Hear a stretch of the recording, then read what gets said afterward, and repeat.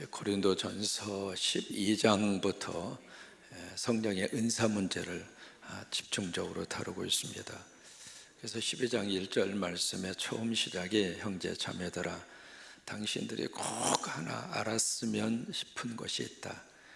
그래서 아주 강조를 하고 있거든요. 알지 못하기를 내가 원치 아니하노라. 굉장히 복잡하게 되어 있습니다만은 이것만은 믿음 생활하면서 꼭 기억해라. 그게 바로 뭐냐면 신령한 것에 대해서 모르기를 내가 원하지 않는다. 그 이야기는 알아라 그 말입니다. 거기에 신령한 것이라고 하는 것은 성령의 은사입니다. 우리가 성령 받으면 성령님이 우리 안에 오셔서 가장 먼저 하시는 일이 있습니다. 예수를 그리스도로 고백하게 합니다. 그게 성령님의 역사입니다. 또 하나 성령님이 우리 안에 오셔서, 성령님은 하나님의 영이시잖아요. 하나님은 그 영을 통해서 우리에게 선물을 줍니다. 그 선물을 우리는 은사라 그렇게 표현을 하죠. 근데 성령님이 은사만 주시는 것이 아니라 무엇도 주시느냐면 은혜도 주십니다. 그래서 이 두 가지의 것이 비슷하게 쓰이는 것 같습니다만은 내용 자체가 차이가 있어요. 이제 어느 때는 은혜를 주시기도 하고 어느 때는 은사를 주시기도 하고 그래요. 근데 이제 은사 문제를 12장부터 집중적으로 다루고 있습니다. 고린도 교회 안에 성령으로 충만한 성도들이 많아서 하나님으로부터 이렇게 은사를 많이 받았어요. 여러분 예수 믿으시고 여러분도 은사 충만히 받으세요. 또 하나 우리 자녀들이 성령으로 충만해서 자녀들이 은사를 받아 멋지게 하나님 앞에 쓰임받게 되기를 축복합니다. 그래서 은사를 받은 것은 참 좋은데 은사 중에서 두 가지 은사가 교회 안에 복잡한 문제가 된 겁니다. 그게 바로 무슨 은사였죠? 방언과 예언의 은사였습니다. 하나님이 이 은사를 통해서 참 이 모든 은사를 통해서 하나님께서 목적하는 바가 있습니다. 그 은사를 주신 이유가 뭘까? 우리말 번역에는 덕이라고 하는 말이 계속 나오고 있습니다만은 이 단어를 덕하니까 이게 덕스럽게 그렇게만 생각을 하고 있습니다만은 은사를 주신 가장 중요한 목적은 교회를 세우라고. 그게 은사를 주신 목적이에요. 무엇을 세워요? 교회를 세우라 이 말이에요. 그 교회라고 하는 것은 두 가지의 의미를 가지고서 그 단어를 쓰는 거거든요. 여러분들이 교회입니다. 그래서 한 사람 한 사람 성도들을 세워가는 것이 은사를 주신 목적이에요. 내가 은사를 받아서 어느 한 사람을 시험 들게 하고 그 한 사람의 믿음 생활에 방해가 되고, 그것은 하나님이 우리에게 은사를 주신 목적대로 은사를 안 쓰는 거예요. 내가 은사를 받아서 내가 섬기는 교회를 하나님의 은혜 가운데 잘 섬기고 그 교회가 부흥되게 하고 그 교회가 은혜스러운 분위기로 바꾸어지고 교회가 행복하게 되고, 그것을 위해서 하나님이 은사를 주셨는데 내가 받은 은사 때문에 교회의 질서가 다 깨지고 교회의 분위기가 막 험악해지고, 그러면 그 은사를 지금 제대로 쓰는 거예요? 아니면 잘못 쓰는 거예요? 잘못 쓰는 거란 말이에요. 고린도 교회 성도들이 그 문제에 딱 부딪힌 거예요. 그 중에 대표적인 것이 바로 첫째는 뭐라고 그랬죠? 방언이고요. 두 번째는 뭐예요? 예언이에요. 그래서 이 두 가지 내용을 쭉 이렇게 비교를 해서 말씀을 하시면서 극단적인 케이스의 예를 들고 있습니다. 만약에 예배 시간에 온 교인들이 방언을 한다고 생각해 보자. 그러면 그 교회 안에 어떤 사람들이 지금 와서 함께 예배에 참석을 하고 있는가? 두 종류의 사람이 있다 이 말이에요. 믿는 사람도 있지만은 그 교회에 출석하는 사람 가운데 첫째, 알지 못하는 사람, 그 다음에 믿지 아니하는 사람, 이 두 부류의 사람이 그 예배에 참석을 한다 그 말이죠. 여러분 지금도 똑같아요. 주일날 와서 예배를 드리지만은 그 예배 가운데 아직도 복음이 뭔가를 모르는 사람이 있습니다. 다 아는 것 같지만은 딱 붙잡고 말이죠. 복음이 뭐예요? 그러면 이거 볶음밥이야? 이 복음이 뭐예요? 그러면 내가 예수 믿어서 잘 먹고 잘 사는 거죠. 이게 제대로 지금 신앙생활을 오랫동안 하시면서 복음이 뭔가에 대해서 정확하게 복음이 뭐예요? 이렇게 물었을 때 복음을 정확하게 대답할 수 있는 사람이 물론 있습니다. 근데 모르는 사람도 있어요. 또 하나, 복음을 믿지 않는 사람이 있습니다. 이제 그런 사람들이 교회 안에 같이 지금 예배를 드리고 있거든요. 근데 그 두 종류의 사람이, 모든 사람이 다 이 방언을 하고 있으면 무슨 생각을 하겠는가? 미쳤구만, 이 정신이 다 돌았구만, 이 제정신이 아니야, 내가 있을 때가 못 돼, 그리고 교회에서 뛰쳐나간단 말이에요. 이해가 되세요? 그런 일이 고린도 교회 안에도 있고 오늘 우리 교회 안에서도 있을 수 있어요.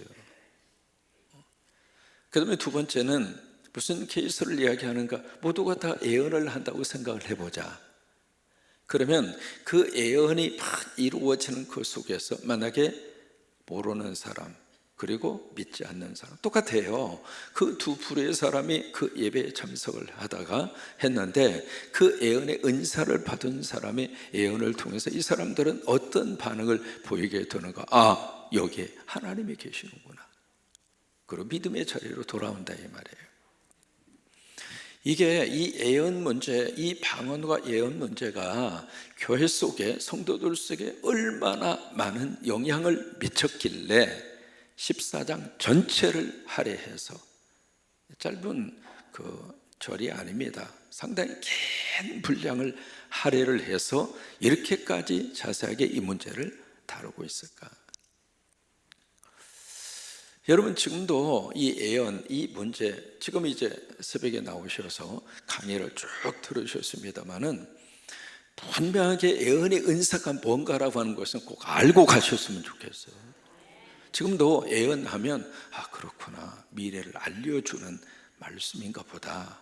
우리 자녀가 앞으로 어느 대학을 가야 할까? 아, 기도하면 그런 걸 하나님이 가르쳐 주나 보다. 이런 식으로 이제 자동으로 그쪽으로 가는 거예요. 그거하고는 전혀 상관이 없는데 마치 이 예언의 은사를 굿이나 무당이 하는 짓거리로 이 예언의 은사를 머릿속에 생각하는 경우들이 있어요, 없어요? 솔직하게. 이제 그런 경우, 여러분, 박수가 있고 무당이 있는 거 아시죠? 점치는데 여자 점치는 사람을 뭐라고 그래요? 무당이라고 그래요. 남자가 점치는 사람은 뭐라고 그래요? 박수라고 그래요. 이 예언을 마치 무당과 박수들이 하는 행위로 생각하고 이 단어를 머릿속에 기억하고 있다면 여러분들은 성경을 전혀 모르는 거예요. 또 하나, 많이 듣는 말 가운데 하나가 있습니다. 예언기도. 여러분, 예언기도 받아보셨어요? 안 받아보셨어요? 교회 나오셔서 예언기도 한 번쯤 거의 다 받았을 거예요.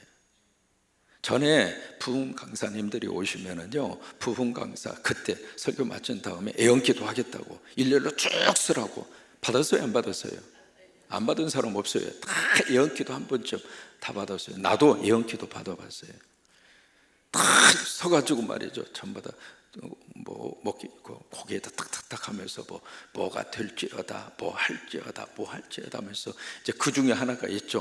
목사에게 자동차를 하나 사서 바칠지어다, 그런 예언기도, 별 예언기도를 다 해주고, 그래서 나중에 그 교회 안에 그냥 문제가 생기고 말이죠. 어떤 또 부흥 강사는 조용히 강사 숙소로 오라고, 그래가지고 이제 내가 야곱의 별미 축복 예언 기도를 해주겠다고, 그래가지고 이제 한 사람씩 오라고 그러는데 그냥 가는 게 아닙니다. 뭘 들고 가요? 이게 꼭 무당에게 찾아가서 복채 갖다 놓는 것처럼, 그것도 그때는 그냥 빳빳한 돈으로 대리미질 해가지고 두툼하게 해서, 그렇게 해서 이제 딱 갖다 앞에 탁 놓으면 그때 가서 무슨 예언기도를 한다고 딱 예언기도를 해주면서 이렇게 될 것이다, 어느 지역에 땅을 사면 그 땅이 200배로 뛸 것이다, 그러면서 예언기도를 합시고 쭉 그것을 하고, 그것을 또 돈 갖다 바치면서 그 기도 받으면서 나 이제 어느 땅을 사면 내가 이렇게 부자가 될 거야, 그러면서 그냥 할렐루야 놀렐루야 그러면서 예언기도 받고 나오는 그런 경우에 교인들이 있어요, 없어요? 한 가지 물어봅니다. 성경에 애언기도라는 단어가 있어요, 없어요? 분명하게 말씀하십시오. 성경에 애언기도라는 말이 있어요, 없어요? 없어요.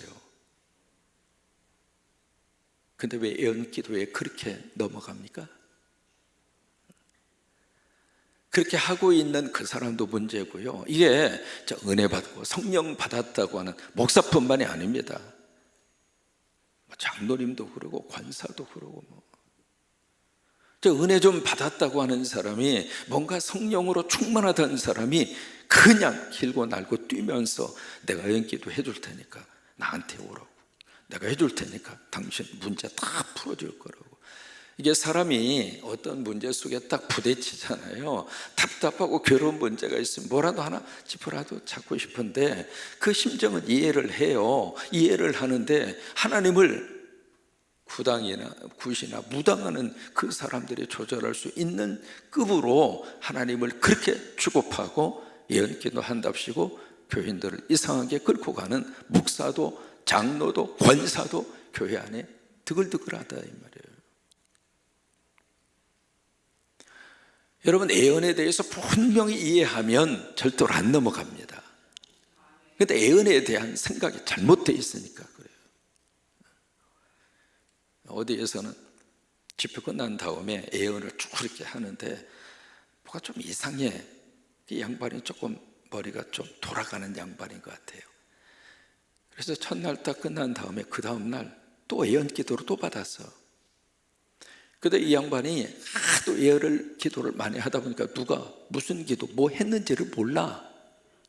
그래서 그 다음날 이렇게 받으니까 이상한 소리를 또 하는 거예요, 양반이. 그래서 따졌대야. 오전에 이렇게 말씀하셨는데 왜 오늘 애언 기도가 틀려요? 그러니까 꼭 하는 말씀입니다. 그때 뭐라고 그래요? 믿음 없는 것이 말이야. 믿음이 없다고 거기서 막 나무라는 거예요. 물러가라고 말이야. 물러가기, 지가 물러가야지 왜 그 사람이 물러가? 애언기도 해서도 안 되고 애언기도 받아서도 안 됩니다. 왜요? 성경이 없는데 왜 받습니까? 성경이 없는데 무슨 애언기도가 있습니까? 하나님이 애언기도를 해주신 적이 있어요? 근데 왜 그걸 애언기도랍시고 하는 사람도 그러고 그걸 가서 그냥 없는 돈에 헌금 준비해가지고 갔다 애언기도 받으면 문제가 해결이 될 것처럼 그렇게 해서 가서 왜 애언기도를 받고 그러느냐 말이죠. 앞으로 여러분 그러지 마세요. 왜 아멘 안 해? 그래서 성경을 배우셔야 돼요. 그래서 성경을 강의를 꼭 들으셔야 돼요. 왜? 성경 말씀 속에 하나님께서 믿음의 삶에 답을 딱 주셨는데 모르니까 그냥 현혹이 돼서 거기에 무슨 큰 복이 있는가 보다 하고 그쪽으로 가더라 이 말이에요. 여러분, 애언의 출발은 어디에서 시작이 되냐면 여기에서 시작이 돼요. 선지자에게서. 그러면 선지자들이 예언한 그 내용이 무엇인가? 어제 주일날 여러분 말씀 들으셨잖아요. 율법 이외에 하나님의 한 의가 나타났다. 로마서 3장 21절 말씀 기억나시죠? 그런데 하나님의 한 의가 나타났는데 그게 율법과 선지자들에게 증거를 받았다. 지난주 들은 설교예요. 선지자가 나오잖아요. 그러면 성경에 나오는 모든 선지자들이 뭘 증언했는가? 앞으로 누가 시집가라 그걸 증언했습니까? 선지자들이 앞으로 저곳으로 이사 가면 참 땅값도 오르고 좋을 것이다 그걸 예언했습니까? 선지자들이 뭘 예언했어요? 예수 그리스도입니다. 다시 말해 선지자들이 예언한 것이 바로 뭐냐면 복음이에요. 복음. 모든 선지자들이 말씀하고 있는 내용은 예수 그리스도입니다. 복음이라 이 말이에요. 예언은 무엇인가? 복음을 드러내는 것이 예언입니다. 예언은 무엇인가? 예수가 그리스도라고 증거하는 것이 예언입니다. 그게 예언이라 이 말이에요. 아셨죠? 거기에 무슨 예언 기도가 들어가고 거기에 무슨 미래적인 것을 알고, 어떤 사람은 이게 은혜 받고 성령 받았다고 뭐냐면 참 그런 사람이 있습니다. 과거의 일을 쪽집게처럼 이렇게 알아맞혀요. 여러분 그런 경우 있어요, 없어요? 있어요. 그래가지고 그냥 성령으로 충만해서 그 사람의 과거를 기가 막히게 알아봐요. 오늘 어느 교회에 어느 권사님이 성령으로 충만하셔서 쪽집게가 된 거예요. 사람마다 다 이렇게 보면서 아예 돈 떼어먹었구만, 빨리 회개하라고 뭐 그러면서 이제 쭉 그러는데 그 교회 장로님 보고 눈을 빼꼼히 쳐다보네. 아이고 장로님 10여 년 전에 간음했구만.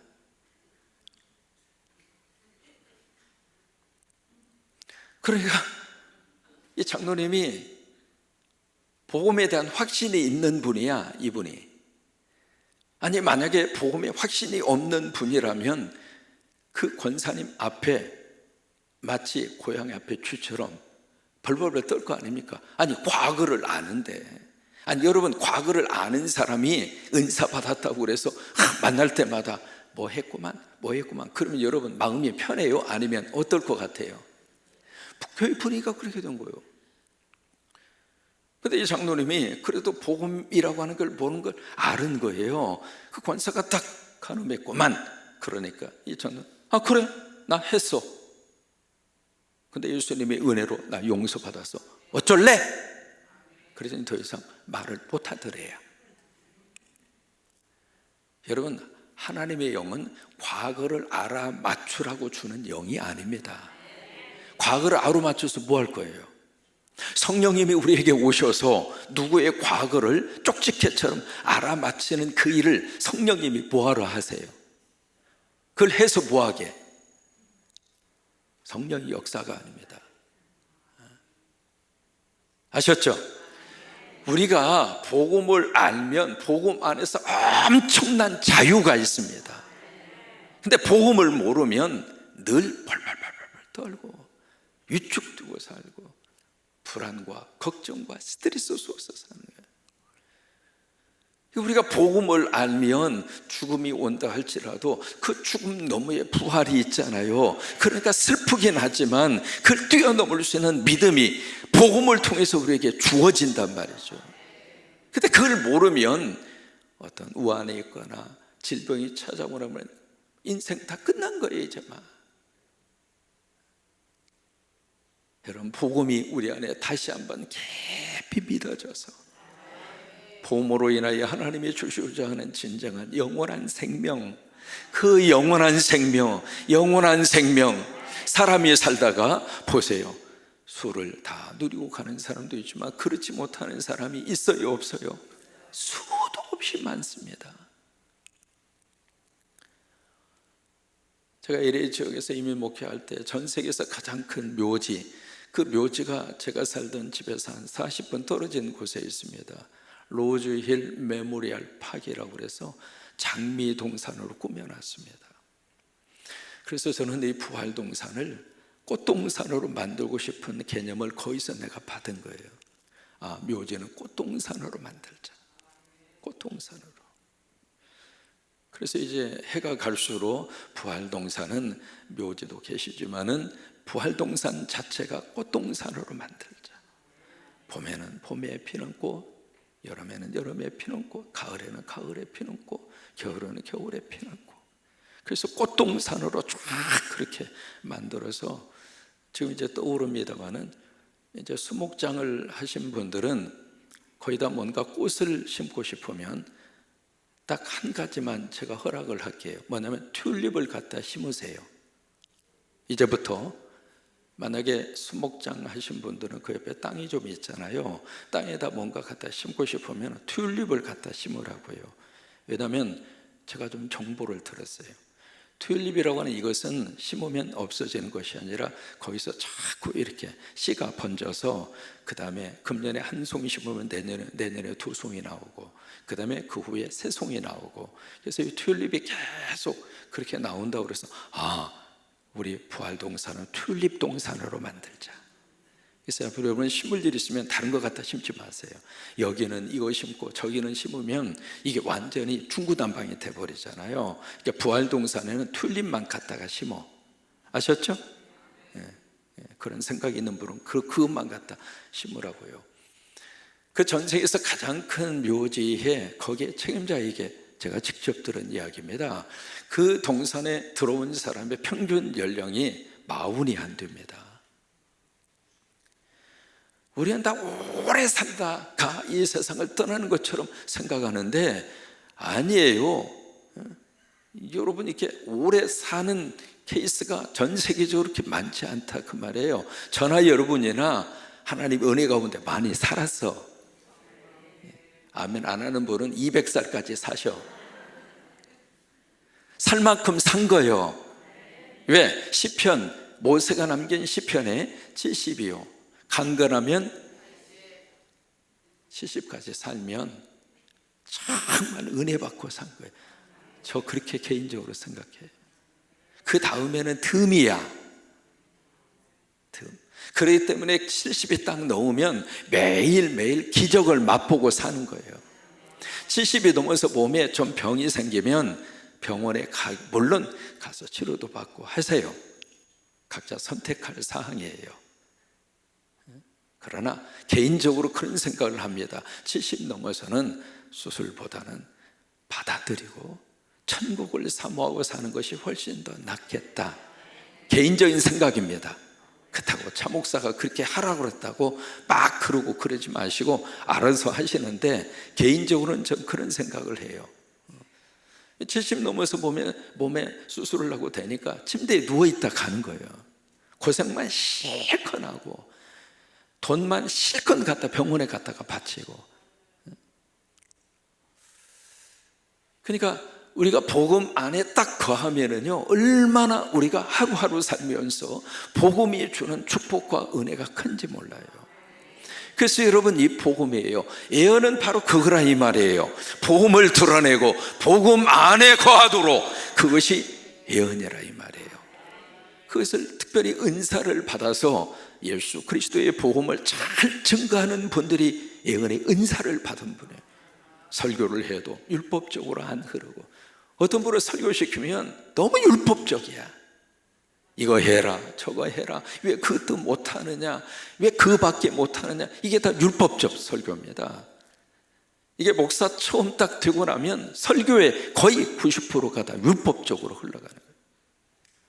복음적으로 흘러가요. 복음으로 해요. 복음으로 가요. 복음으로. 아셨죠? 오늘 내용이 바로 그 내용입니다. 오늘 보시면은요 26절에 예배가 시작이 되면 찬송도 있고 가르치는 말씀도 있고 계시도 있고 방언도 있고 방언의 통역도 있고 이게 고린도 교회 예배의 모습이에요. 그런 것들을 하게 되는데 그때 모든 것을 덕을 세우기 위해서 해라. 그 이야기가 뭐냐면 교회를 세우는데 은사를 써라 그 말이에요. 예배 가운데 어떤 프로그램이 진행이 되더라도 어느 교회 장로님이 대표기도를 시키니까 대표기도를 30분 했어요. 그러니까 목사님이 뒤에서 기다리다 도대체 가서 끝내고 싶은데 잘못 끝내면 그런 일이 있었잖아요. 막 기도가 너무 길으니까 장로님 좀 줄여주세요 그랬더니 사탄아 물러가라. 갑자기 담임 목사가 사탄이 돼버린 거예요.